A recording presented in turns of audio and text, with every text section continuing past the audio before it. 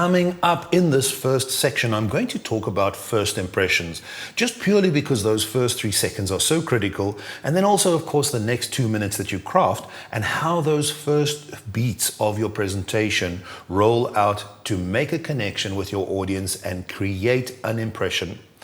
If I tell you that the early days of television, you'll remember when we had 3 or 4 channels, and most of it was quite boring and all really very much the same. There was this thing in the house which was a clicker, right?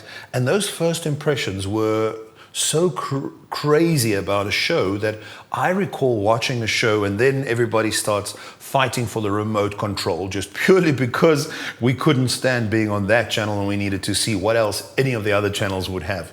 Now, in the online world, this isn't any different. In fact, in most instances, somebody would be sitting watching something and their finger would be on that little mouse already or on the trackpad of their computer, and they are ready to go away in a moment's notice. And so, particularly those first 3 seconds are critically important, because in those first 3 seconds, people make all the decisions that they are going to have as first impressions of you as a speaker.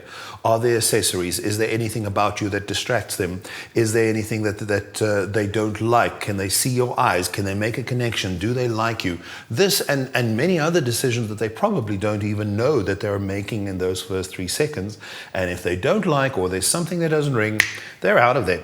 And so that is what is so critical about this the first moments. And if you've seen any of the other courses, or you've been online with presenting for the small screen, you will know that I spoke a lot about how you don't have ceremonious stuff in the beginning of your webinar. You don't have a long bio that gets read.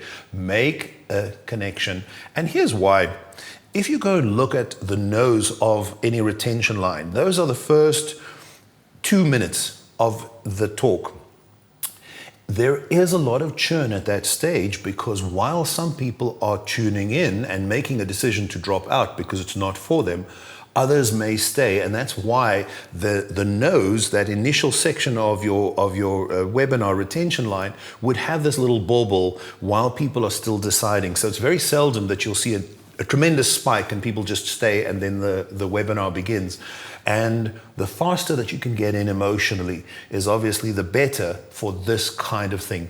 Now, if you go and look at the line throughout, we've been talking a lot about Sid Field's paradigm, and he talks about 3 acts. You can also go and look elsewhere for my work on the Aristotle model for 3 acts. But essentially in timing, what Sid Field did was divide a movie, 120 minutes, into 2 halves, first half and second half. And in a movie, he says, those the first 2 moments that are most important are these things: the hook and the inciting incident. And these occur very early in a film, because a feature film has to hook you and it has to hold your attention. So it has to get some kind of a turning point or an inciting incident very early that makes the audience go, I'm going to see how this turns out. Now, it's very similar for a talk, and you can create these moments very easily if you think about your content and what it is that will ring emotionally and what it is that will shake up the audience to grab their attention initially. I'd like to tell you this at the hand of an example of a movie you know, which is E.T. the Extraterrestrial. Now, if you remember in those first moments, a spaceship comes to land and there's this magical music that plays, and in the background you see creatures, kind of tiny creatures, move and they begin to collect stuff they get out of the spaceship. But we really never see any high detail. We know from the feeling that they mean well, and I think there's a rabbit at some stage that's sitting nearby while the ET's hand is picking up a plant or a flower. But then something starts to happen. The mood changes, and these men arrive with keys and torches and stuff, and they're running, and a little alien doesn't make it to the spaceship in time. But we still don't know enough. And these lights look up to the sky as the spaceship takes off, and we suddenly realize that somebody was left behind. And that's obviously where the moment of, oh, rats, happens, and all those lights that were pointing at the sky come back. And we have this moment of, oh dear.